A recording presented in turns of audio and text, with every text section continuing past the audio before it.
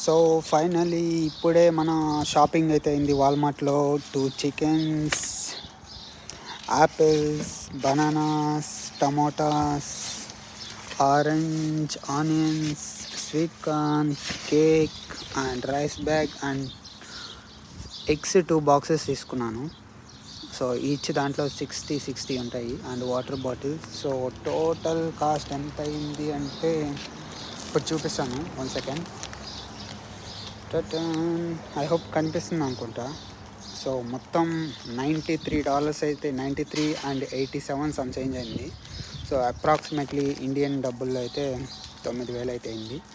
And also ఇదే కాకుండా నా కారుకి ఈ ఆయిల్ చేంజ్ చేయించాను.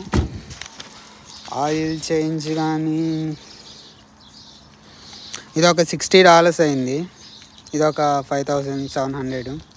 సో టోటల్ ఈరోజు మొత్తం 14,000 అయితే అయింది మన ఇండియా డబ్బులు. ఓకే, ఇంతే ఈ వీడియోతో బాయ్ ఉంటా.